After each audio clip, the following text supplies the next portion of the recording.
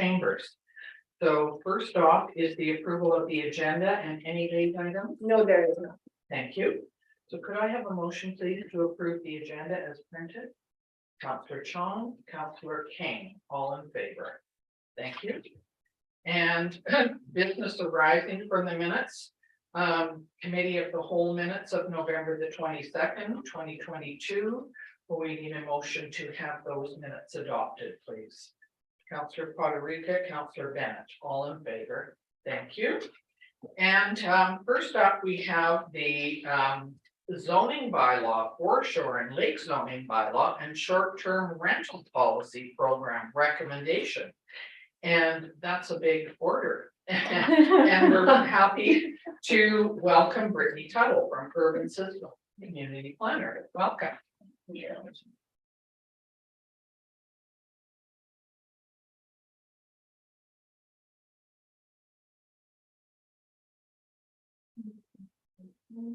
Yeah.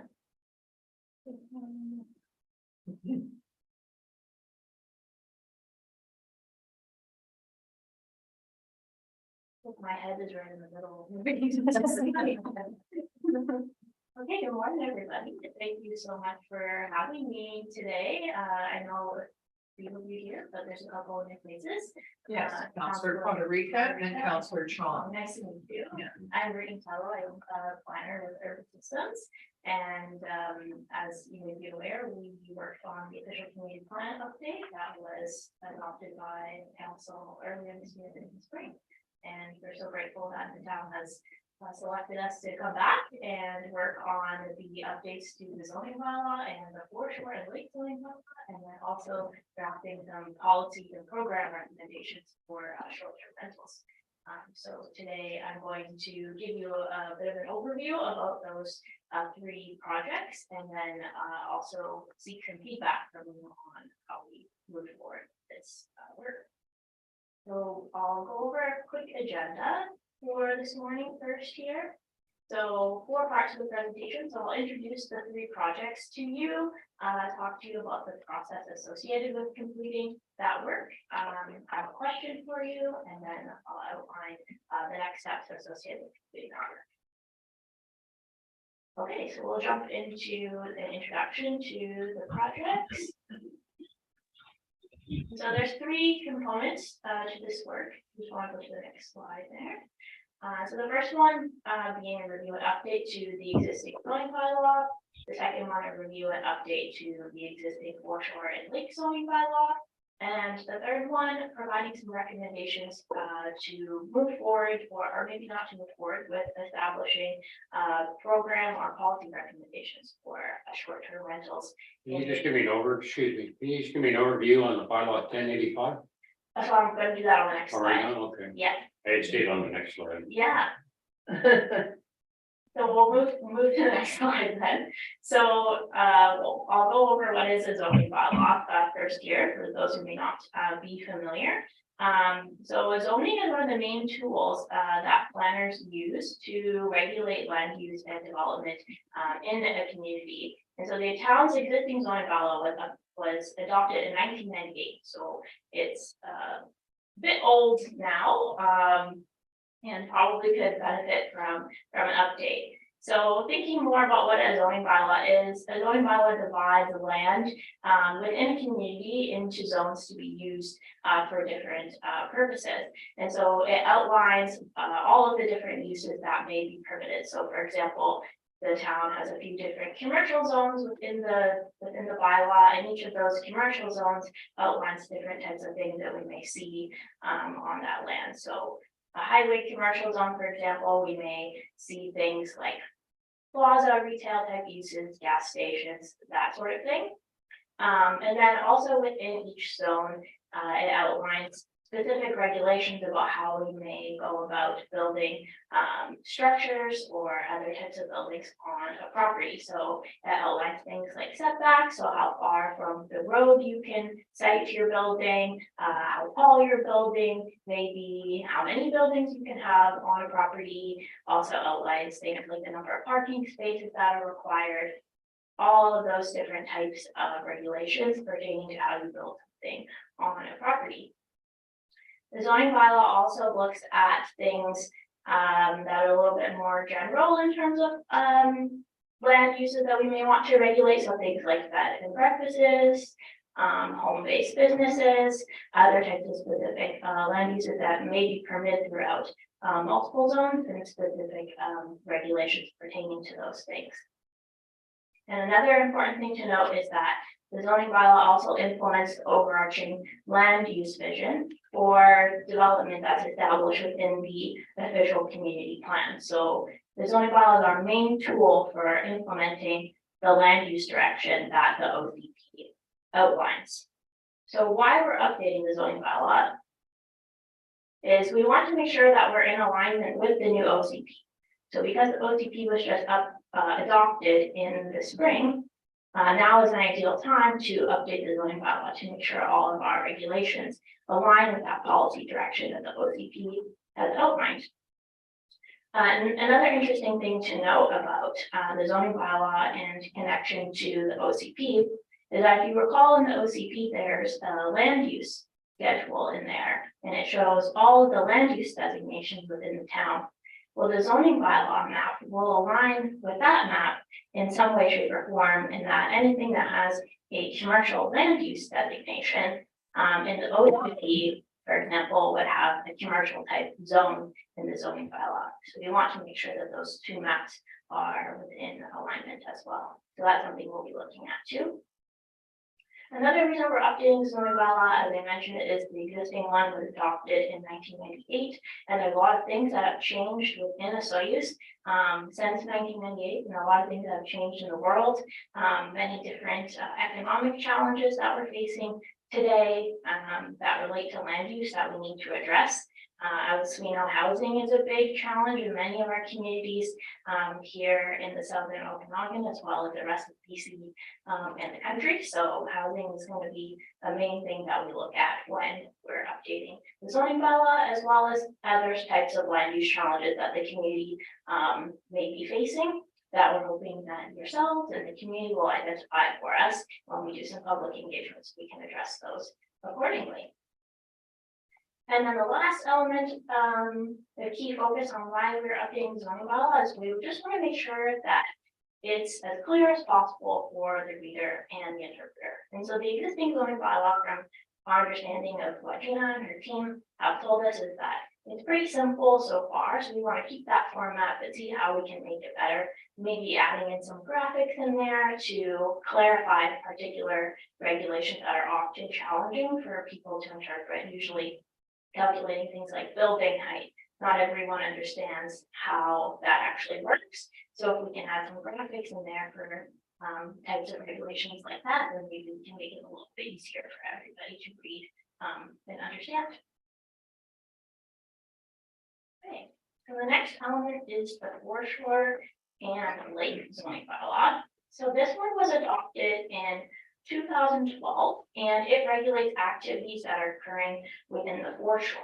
And so the existing foreshore and lake zoning bylaw defines the foreshore as all crown land and other lands between the natural boundary and low water levels of a Osoyoos lake. So it's a small portion of area that the foreshore zoning bylaw is actually looking at. Actually, it extends 100 meters into the lake. 100 meters. 100 meters into the lake. Yeah.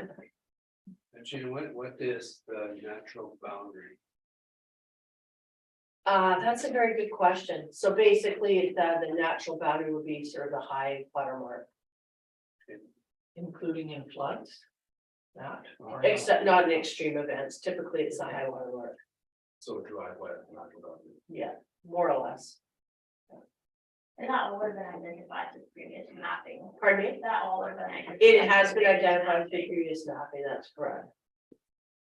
It is if I may say, it is a bit complicated because in some cases, oh, am I not on? Okay, thanks, Grant. In some cases, say for example, you have a foreshore property. And because of natural wind and wave erosion and everything like that, and deposition of, land onto your property, you can actually apply to the Crown to have that land that they call as accreted to your property. You can apply to the Crown to have that added onto your lot. So as long as that land is now considered above the natural boundary, you can make that application. So in this case, the foreshore would be from that portion of land that where your property legally stops, out 100 meters into it. Is the area that we're zoning. And so that looks at, this, what the zoning looks at is water related activities and water related types of development. So there's 4 zones in the foreshore and lake zoning bylaw, and so they each allow for different types of water related uses. So things like swimming areas, moorage, boat lifts, marinas, that type of thing. It also looks at the density of how many berths that you can have within that zone, and I think that there's like a maximum number that's outlined within the zones for those, as well as the size of any docks that are permitted, and setbacks for where those things can be from the parcel boundaries. So we are updating the foreshore and lake zoning bylaw as an opportunity for public education. So there's provincial foreshore leases on many of the areas that are in the foreshore and lake zoning bylaw. So we want to provide the public with an opportunity to better understand the nature of those leases, and also to determine what we might need to change from the current regulations to better respect these leases, and also to protect the health of the lake and address its overall capacity levels for recreational activities. Maybe I'll just take this moment to explain to council what those foreshore leases are, because our new members of council were not here, of course, when they were implemented, but previous administration worked with the province to secure foreshore leases over all areas that are considered public land. So for example, over Jarrow Park, over Lions Park, Goodman Park is included, as is all of the foreshore area along Pioneer Walkway, Lakeshore Drive, all that area along Lakeshore Drive that you see as you're driving south on your right hand side where the road abuts the lake. That is all inside of a foreshore lease that the town has with the province. And those leases specifically state what we're allowed to do and not allowed to do. For example, we're not allowed to permit anyone to place anything in or on the water or in the foreshore area. That is what we agreed to with the province, and I think we recognize that that is sort of not been happening. As in, there's a lot of buoys and whatnot being placed in the lake there. So we're hoping to educate the public as part of this process and help them understand that we have those foreshore leases, and it's our responsibility to make sure that what is contained within those leases is upheld. So it is going to be a very interesting conversation with the community. So can I just add that before I was on council, excuse me, I was part of this study, the foreshore lake zoning bylaw, and it was very interesting. And the reason I got involved was that Osoyoos Lake really has 4 jurisdictions on it. We've got the town, we've got Area A, regional district, the OIB, and into the states. So it's a very complicated lake to be dealing with. And I certainly, I think there were 35 different statements that were looked at in the zoning bylaw when it eventually came out. And obviously, as McKay's pointed out, there have been some differences, and partly it's because people not within the town see things a little differently. Right. And so we have to be kind of careful and take that into consideration. Right. And everything. And if I may add, Madam Mayor, that to that point, I have been in conversations with the planners at the regional district, and they're hoping to align future bylaws, with our commercial bylaw as well. Good. So that we have sort of a cohesive look towards, lake health and lake use. Thank you. Thanks, Brittany. Thank you, Madam Mayor. Just a question. You mentioned about a lot of properties we have around the lake, but there's a few properties that are owned by private corporations or companies along Lake Shore specifically. And you mentioned like towns applied for certain properties to extend out into the water. So are these private individuals that, do you know if they've applied to the province? So they own that 100 meters out into the lake? So, what you're asking me is, we didn't, apply, Councillor King, sorry, through the chair. We didn't actually apply to the Crown for that land. Okay, We just are responsible for it. okay. So what you're suggesting is, there are, properties along Lake Shore Drive, for example. And I kind of have an idea about what specifically you're talking to, but I'll just speak in general terms. For example, properties that have a strata organization that fronts onto the lake, they have an opportunity to have a strata mortgage facility under the land use procedure or the current foreshore bylaw. So they would have to comply with provincial guidelines and regulations in order to have, say, a strata mortgage facility. That's not the same as applying to the Crown to have a lease over the foreshore. Oh, okay, so but if they applied for that merge, could they also put buoys there in front of theirs? And that would be up to the Crown. The current zoning does not permit Oh, it. I realize that. Yeah, just trying to balance it out a little. And that will be, thank you again, Councillor King, through the chair. That will be something we'll be having a conversation about, because in some particular cases, the depth of the lake, et cetera, prohibits the, the implementation of having a dock system. Mhm. So there's, it's gonna be an interesting conversation for Okay. sure. Yeah, Thank thank you. Thank you. This was a discussion. Okay, short-term rentals. The third piece here, which is equally exciting, I think. So just some context on short-term rentals. So these are dwelling units that are used for vacation or recreation accommodation purposes for a specified period of time that's typically no longer than 30 days. And I want to be clear that short-term vacation and recreational rentals should not be confused with rental housing that provided for a short period of time for someone who's living in the community, who may be a seasonal worker, or perhaps someone who is between housing and needs a place to live for a couple of months or a few months per se. We are specifically talking about vacation and recreation type rentals when we refer to short-term rentals. And these short-term rentals are typically reservation of these is through an online platform system such as Airbnb or VRBO, which many of us are familiar with those and have heard of them before. So why is the town considering regulating short-term rentals? So right now, short-term rentals are not permitted in SOUs. And if I recall correctly, you know, there's a fine of $1,000 per day for illegal operation of short-term rentals. So we wanted to ensure that any recommendations we're putting forth for short-term rentals is determined through a public process where people have an opportunity to provide their input on their thoughts, because there's a lot of advantages and disadvantages to short-term rentals within a community, and we want to find a balance of those things.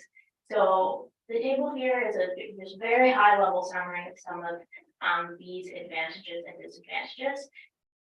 One advantage is that they do provide a range of accommodation options, and we know that SOUs is very much a tourism community, so we want to be able to accommodate those who are coming to visit our community to enjoy all the wonderful things that it has to offer.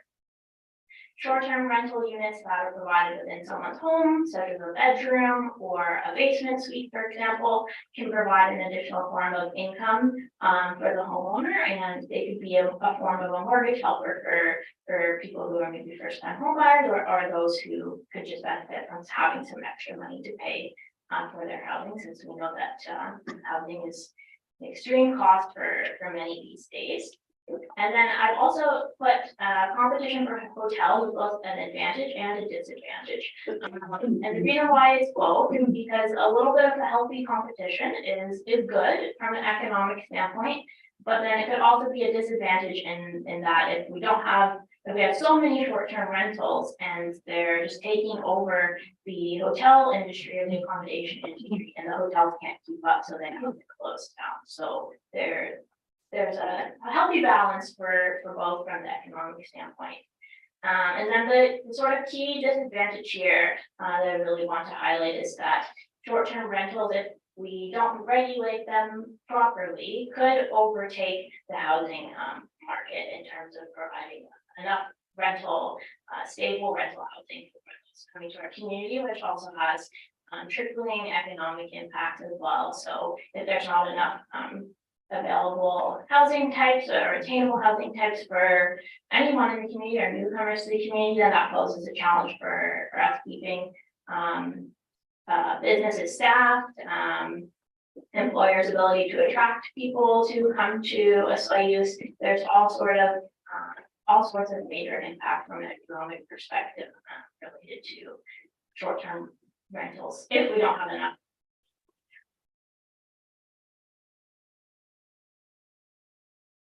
Okay, so now I'll give you an overview of what we are proposing in terms of undertaking these three big projects. We want to go to the next slide here. So there's three phases associated with completing this work, and on the next slide, I'm going to go into a little bit more detail about each of the phases. But so we started this work just a few weeks ago, and we're anticipating everything to be done by March 2024. So in a year and a bit from now. So we go on to phase one here. The first phase is called orientation and analysis, and we're anticipating this to be done this spring by the end of April 2023. So we're focusing on reviewing all of the relevant documents and research and materials, and also engaging with the community to better understand what the current situation is relating to the two bylaws and short-term rentals during this first phase. And so if you look at the timeline, the dates that I've noted on here are just proposed dates. We haven't confirmed anything yet aside from the meeting with you today, which is the project introduction. The other dates that we have on there is what we are proposing. Excuse me. Yes. When you say roundtable, is that out to the public?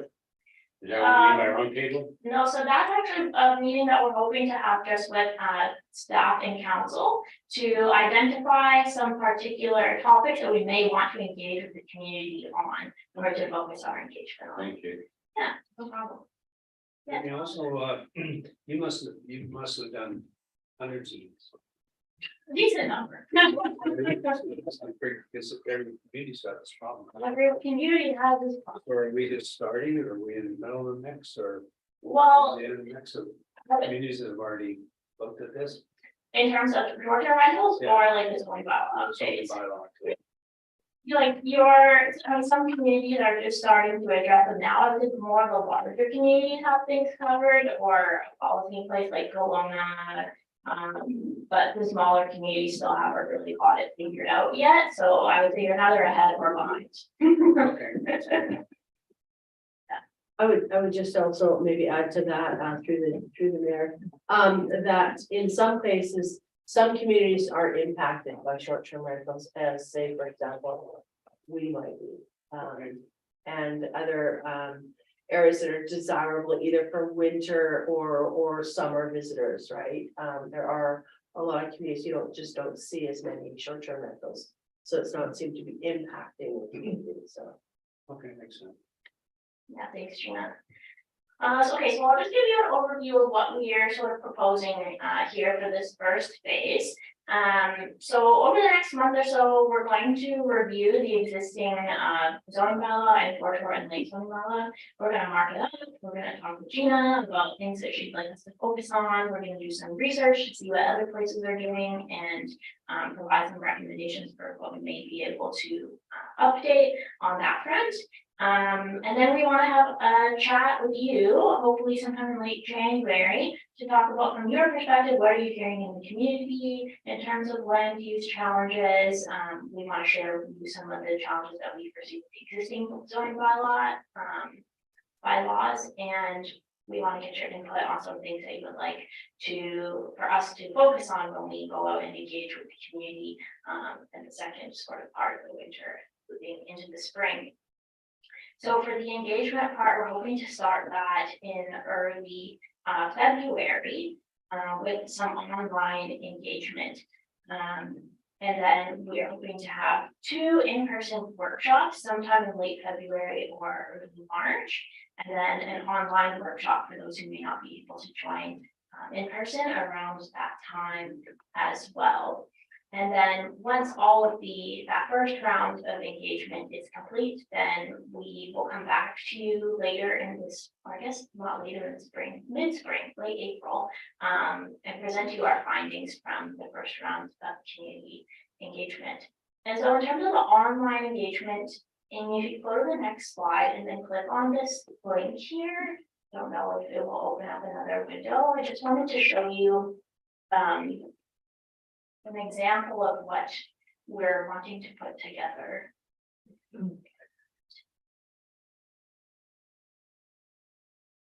Nice walkway out into the lake, 3D. Did you click on the link? Yeah, I don't. Oh, okay, nice. Oh, here it is. Okay, so this is something that's called a story map.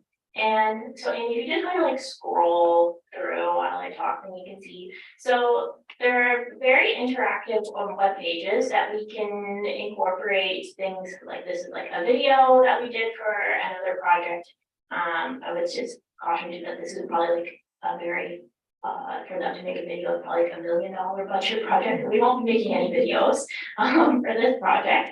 If you just keep scrolling as well, but you'll see that it's nice that you can have text on the side and you can bring in maps. So we anticipate probably having some sort of map where members of the community can provide feedback. They can go in, click on certain features and enter in comments that they may have. You can just keep scrolling, nothing, it's all good. And then you can also incorporate surveys into these web pages as well. So we're hoping to do something like that, where we can ask some questions to the community. And we want this to kind of be the home base for all 3 of the projects, and we'll update the information as it becomes available and as we progress throughout the project. So this is just an example of a general one that we put together. And we've used this tool for many projects, and they seem to be very well received from the community because they're pretty easy to view and interact with.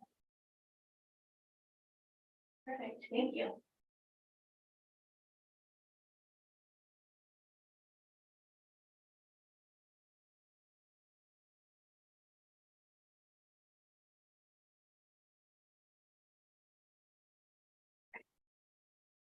Great, so then the second phase, we still have some engagement in the second phase of the project as well, which we've called drafting. So after we go to the community as a whole, we want to have a discussion with some relevant stakeholders on all 3 of the project components. And then we also want to have a separate in-person workshop with the community that's focused specifically on short-term rentals. So what I mentioned in the first phase, that will be engagement for all 3 of the projects combined, versus this extra workshop will just be on short-term rentals. We just want to kind of pull that one out because we're sure that there's going to be lots of feedback, and we want to make sure we've captured it as effectively as we can. So we were hoping to do that sometime in May. And once all of that's complete, then we'd like to come back to council in June to present to you our findings from those meetings and get some direction from you on how we may want to incorporate that feedback into the draft bylaw. So then we'll be working on a draft of the zoning bylaw, a draft of the Portage Line Lake zoning bylaw, and draft policy recommendations over the summer, and we'll have those ready in about mid-August, where we will post the drafts online before everyone heads away for the winter, and they're still around in the summer, so we'll hope that everyone can have a chance to take a look. We're gonna leave it up online for about a month, until mid-September, so before and after the kids, are back to school. And then, once we've had a chance to look through all the findings of that, then we'll come back to you in the fall and present to you, what we heard, and then seek your direction on how we can move forward with wrapping up the bylaws and the policy program recommendations for short-term rentals. And then the last phase will be largely in the end of 2023, that's I should say March 2024, into 2024. So after we sort of finalize the bylaw, we will send them out to all the relevant agencies for about a month to take a look and provide any comments they have. We'll take that feedback, revise the bylaws accordingly if we need to. And then we're hoping to bring them to you for first reading in January 2024 and begin the approvals process and hopefully have everything all wrapped up by March 2024. And then there will be the public hearing in there, of course, as well, which will be the last sort of opportunity for anyone to have their say. Okay, so now I'm going to turn it over to you. And ask if council has any feedback on what I've laid out for you there today, and if you would like to see any changes to what we've proposed. I think you've done a good job of outlining what's needed and giving yourself enough time to do that. My assumption is that if things come up along the way, we can make some adjustments and ask for clarification or. Yes, absolutely. Yes, okay, no, that works for me. Anybody else on council have any concerns or like to add anything to this? Gonna be a fun year. Yes, it will be. It will be a busy one for sure. It all looks really good. Well, thank you, Mayor and Council, and if there's no comments, I'll wrap up here with the next steps. Just moving on. So, if we got your feedback and everything was okay, then we're going to finalize our communications and engagement strategy, and we'll provide that to Gina, and she can circulate a copy over to yourself to take a look at as well. We started reviewing all of the relevant documents in the existing bylaws, so we'll keep doing that over the next little bit here. There's going to be some research that we need to do to see what other communities are doing and how some of those approaches may be best suitable or tailored to fit the Soyuz context.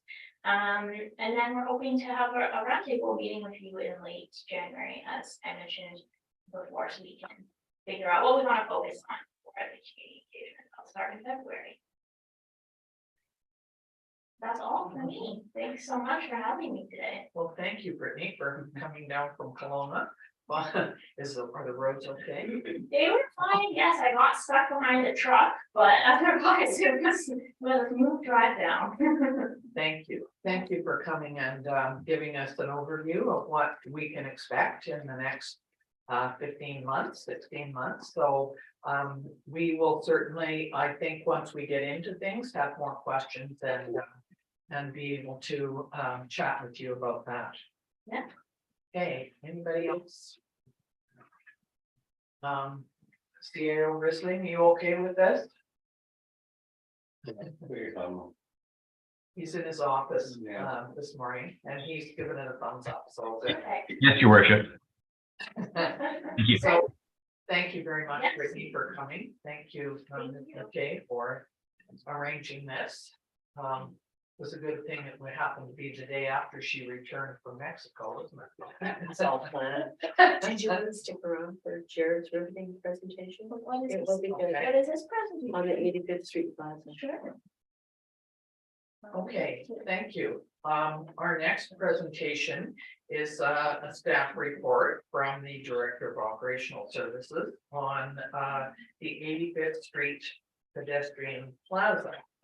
So, I think we'll let you talk about this first, Mr. Brownstein, and then we can, ask questions or,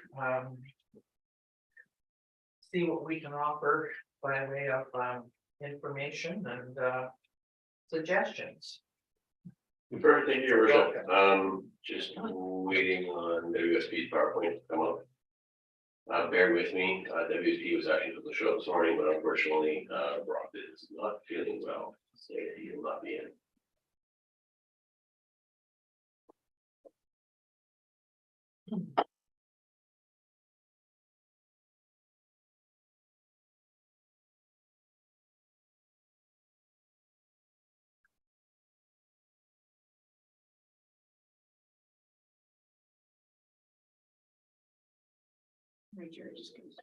Yeah.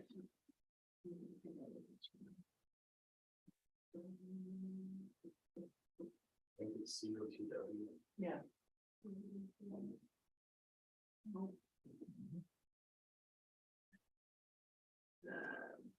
You know why? Because it opens up new grounds.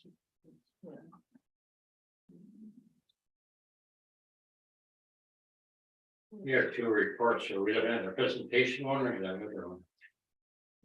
This will just be the presentation, Councilor King. This is the discussion in regards to the proposed design. Yeah.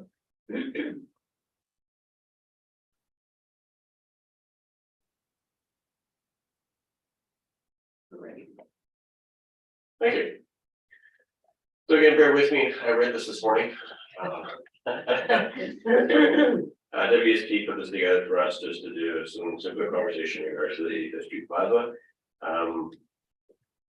So the agenda for today, next slide please, is background and project goals of the design, and then there's a budget, a grant opportunity, and next steps.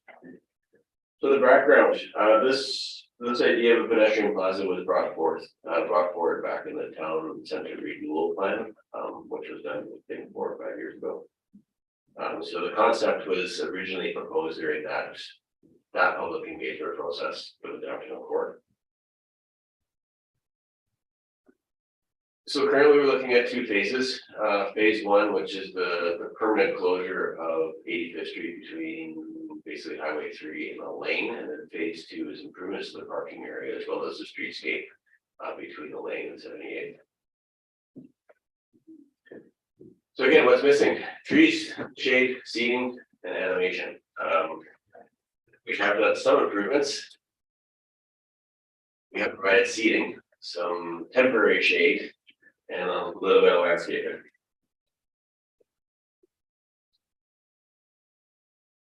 So the project goals and objectives to integrate key theme areas, accessibility, age-friendly design, function, safety, maintenance, operations, aesthetics, and continuity. So again, what we have currently there was a temporary measure to show the community what could happen. What was provided was in no means any permanent solution to what was proposed in the town center revitalization plan. To capture and reflect unique aspects of the Soyuz that define the community identity, to consider long-term sustainability and innovation to the town of Soyuz, and to recognize the Soyuz as a desert town with a rich history of heritage where people can play and enjoy the outdoors through all 4 seasons. Let's keep right to the next one. So key improvements. So these improvements were identified both by council and a community survey. So introduction of street trees and urban canopy, a shade sail, misting station, and drinking fountain. Washroom and storage facility. This was an addition further down in the design process, and it was actually a recommendation of staff. A fully accessible area, multiple seating opportunities, signage and wayfinding, public art, and flexible infrastructure to support event programming. So this is the closure between Highway 3 and the laneway, showing some of the tree canopy, bike racks and drinking fountain, nesting station, signage and wayfinding, seating for events, basketball hoops, which I'm sure everybody will have some comments on, and tensile stage structure, and a town Christmas tree. So this will be in conjunction with the one that's planted on Gyro. So weekday market, so this would be phase one, so we provide this as a permanent closure for all day, everyday opportunity for pedestrian only area. And the next one would be the weekend market, so this is where we provide closure of the rest of 85th to provide an extended area in which you could do farmers markets or Christmas festival or Christmas market that was done this year, etc. And provide opportunity for greater growth and greater participation from the public and vendors.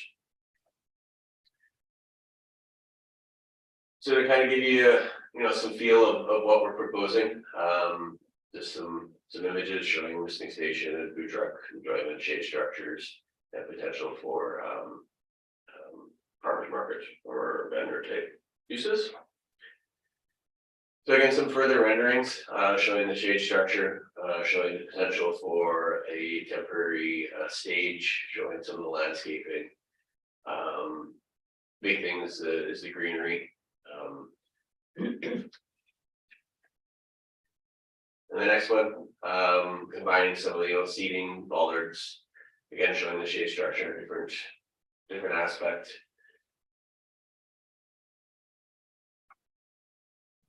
Basketball hoops. We're trying to show youth encouragement here. We're trying to do something. Yeah, so that was one of the proposals that's been provided to make this multifunctional, is to try to give more of an outdoor space for other uses other than just pedestrian. So again, this one shows food truck, vendor type setups, etc. Temporary stage for either evening music in the park or entertainment, or any type of festival or community enjoyment. And the vastness that is it without anything set up, just showing the ability for people to roam around and sit and enjoy the area. And this is phase one, so this is detailed design. I apologize for the size. I believe you had larger drawings in your package with a little bit more detail. This gets into those things as potential for ping pong tables, misting stations, wayfinding. We are contemplating putting in digital signage, provide interactive mapping and interactive event planning and event calendar. This would be put on the backside of either the main entrance sign or wayfinding sign within the plaza. This would be something similar to what you see in malls or the malls. Thank you.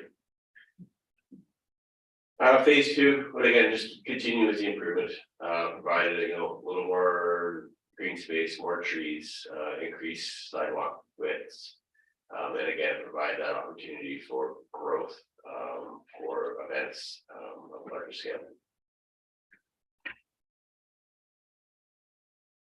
And here comes the costs.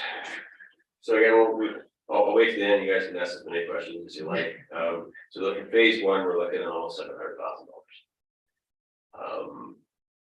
This is to do any of the demolition, landscaping, utilities, landscape site improvements and softscapes, lighting and electrical.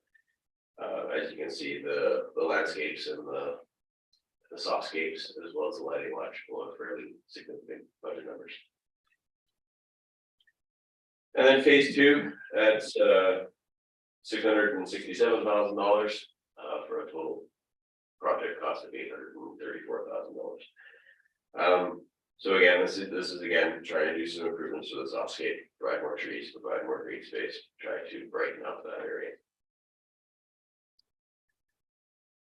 So this will be discussed further at regular council meeting this afternoon, but we did apply for an expression of interest for grant funding up to $1 million. Total project cost and what we submitted for was 1.53. The reason why that's not reflected in these cost estimates is we actually included a 4-season washroom within the design and the grant application. It was a single stall washroom with the ability for storage for events. So we provide a storage area to provide garbage cans, etc. Instead of us having to not deploy every time there's an event, we just provide a key to the storage area. They take what they need, they put it back. we'll discuss this further this afternoon, but again, the project meets a lot of the program objectives.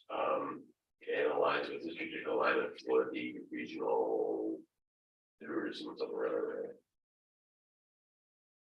Next steps, complete detailed design to 80%, if shortlisted, prepare a final grant application, and then project must be completed by March 31st, 2025. Here are my questions and comments.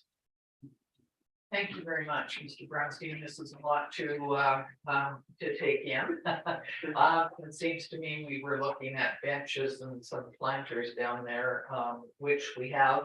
And so this is quite a big departure from that, but very interesting. So I will certainly open this up to council. Go ahead, Councillor. Yeah, thank you, Madam Mayor.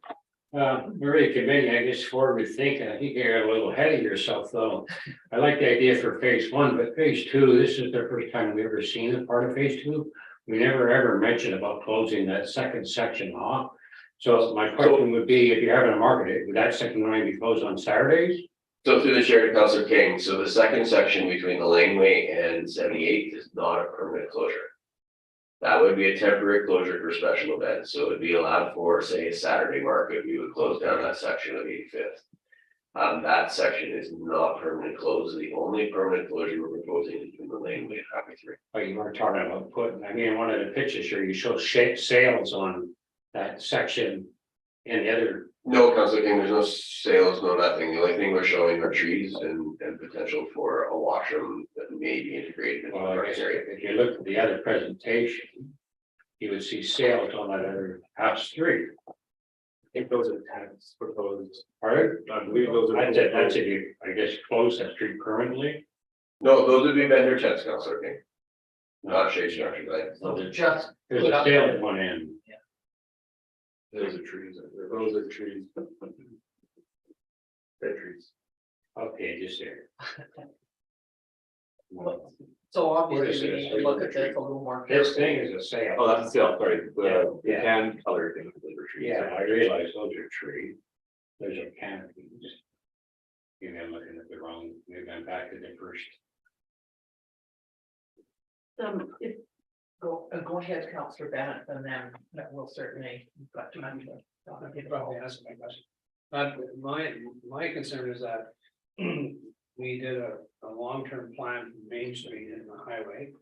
And the same company, they did a plan for parallel parking. Yeah, we went back and said, can you bring us back to the angle parking? And to me, when I looked at this, this part comes out on Main Street. And we haven't figured out, what's happening on Main Street. Yeah, this one's coming right in the middle of that. So how you bring these two. So through the chair to Councillor Bennett, the curb line is not being changed. So the existing curb line that's already going down Highway 3 will remain.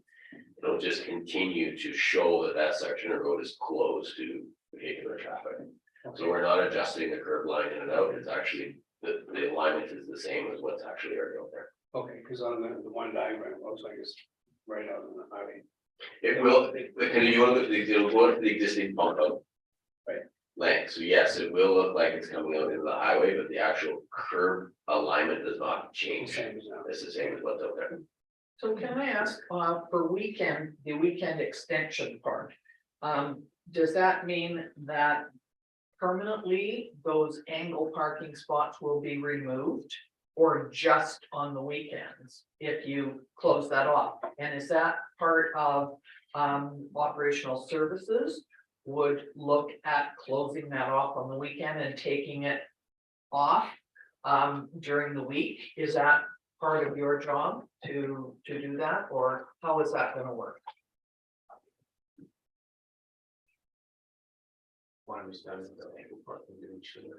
So, yes, so unfortunately, we would lose angle parking along the Yeah, by the. south side of 85th. Yeah, Which will be now transferred into parallel parking. As for the closure of this would be a special permit closure, it would only be closed at the request of the special event, so it would not be closed every Saturday. no, It would only be closed at the request of an event. And who would close it? That's what Operational I'm- services put up barricades to close it down as per a special event application. Okay, so the other thing I was concerned about was traffic patterns, because the parking lot is still there. How do people get in and out of there? They'd have to come down. So that the laneway will remain open at all times. Okay, so even if you had both sections of the, The laneway needs to remain open because that's a fire lane. okay, so that could be a bit tricky, couldn't it? Because I people. mean, going the back amount of and traffic forth. that area would see, your worship, I can't see this being too much of a burden, but people would Okay. actually have to watch when they're crossing the road, yes. Yes, they would. So is there, there'll have to be signs or something put up there to make sure the safety. Go ahead. That's what, and is there, can you give some thought of maybe doing that one way down the alley? May I speak to East that? west? Thank you very much through the chair. We talked about one way through the alley, and we talked about the plaza extending the full length of 85th for that block. As part of the discussion for the town center renewal plan. One-way lane is not going to work in that particular location because there are a number of businesses that access that way. And also that is how you access the parking lot, the town-owned parking lot. Just on the east side of that second block of 85th by the gym. So you access it from that laneway as well. So we did discuss that opportunity to limit that to one way. It just didn't seem to be appropriate. And also as part of that discussion with the town center renewal plan, we did talk about the possible permanent closure. And for reasons mentioned about keeping that laneway open, we decided it wasn't appropriate and we would lose too much parking in that area. But we did talk at length about having that option to close that portion of 85th Burnets, such as Mr. Brownstein has spoken to. Go ahead. Another question, that parking space there next to the mall across the street from the gym, that shows a bunch of trees, is that included in the budget, or how many spaces do we lose for parking?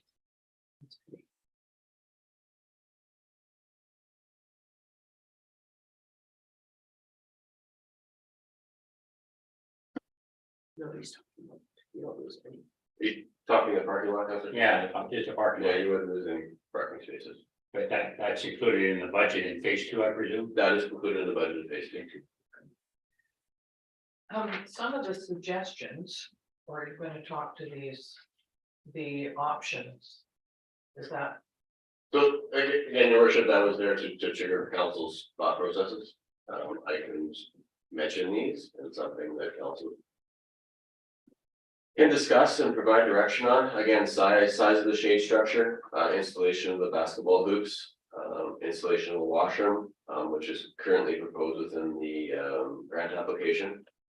Digital wayfinding sign, which has been incorporated into the current design. Permanent performance stage, installation of ping pong tables, installation of other activities in the plaza. The idea of these was to trigger council into thinking about, how they want to see this being used. Where do you want to see this going? Are there any additions you want to see? Do you want to see more than one shade sale? Do you want to see a larger shade scale? These are the types of things that the discussion was hoping to engage at this point.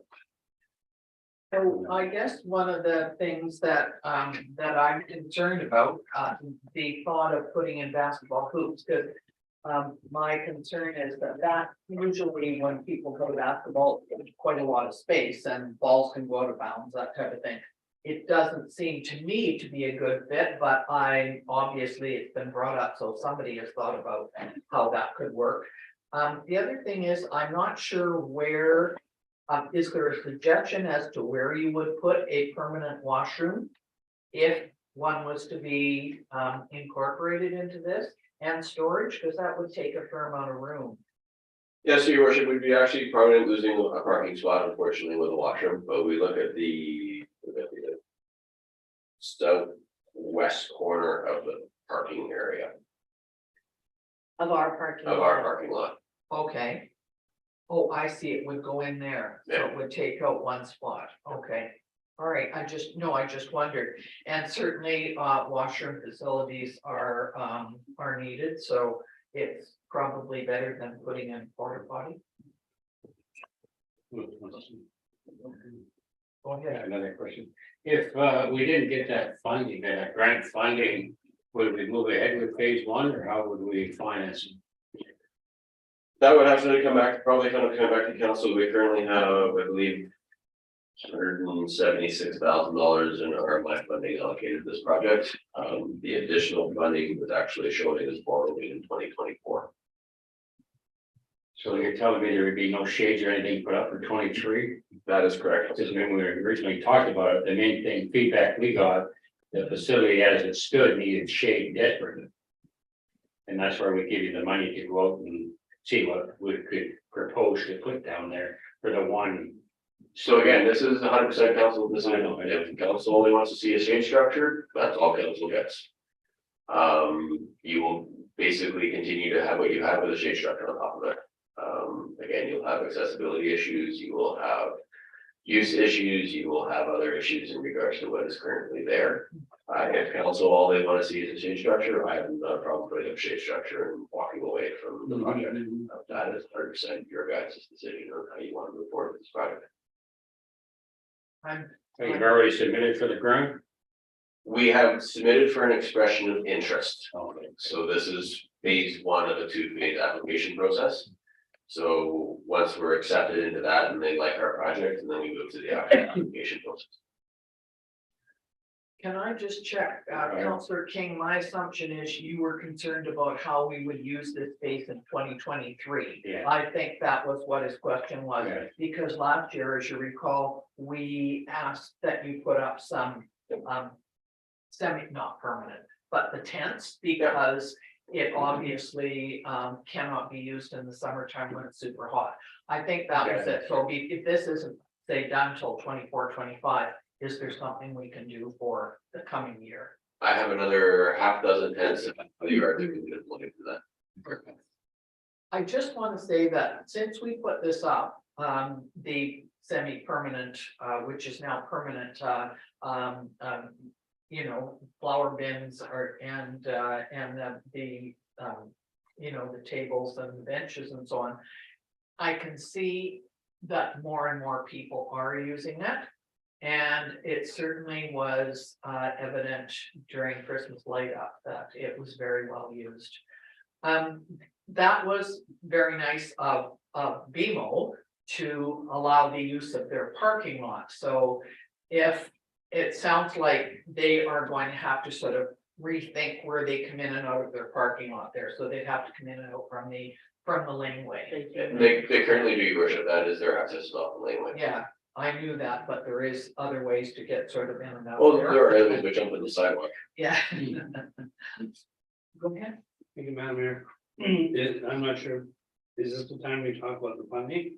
Because I'm just, when we look at the, on page 274, where it shows total project cost and funding request, when you're saying 1.53 million, my concern, Joe, is we do go total project cost of 1.53 million, and we're gonna apply for $1 million grant, and we're 53, and if we only get a $500,000 grant, do we have $1 million again to make up for the other 500,000 in our budget? That's the part I don't know if we do or don't. So again, that's a discussion we can have further this afternoon with the actual grant application, staff report, and yeah. I think. I hear where you're coming from, and yes, has been a discussion that's been going on in my mind of what council's, I guess, limit is in regards to funding this. If you're unsuccessful with $1 million and you get 750, you go ahead with phase one and only phase one. If you're successful with $500,000, you only. The problem is what we're finding with grant applications is that we go in with full scope and then we're unsuccessful with funding, so we pull back. Grant funders start to take notice of that, and they're starting to ask questions as to why you applied for this full scope when you have no intent of moving forward with the full scope. So So this afternoon is Jim can give us some, or as a CEO, some direction on, okay, we don't get the grant. Do we have $1 million that we just want to get? Or So if we don't get the grant, you'll have to fully fund the project. So at 1.53 million, you have to decide on how you want to do this, whether or not you even want to move forward with it. If you get $500,000 into the grant, there is an extra $500,000 identified in 2024 within the current 5-year financial plan, that's 100% borrowing to fund that additional 500,000.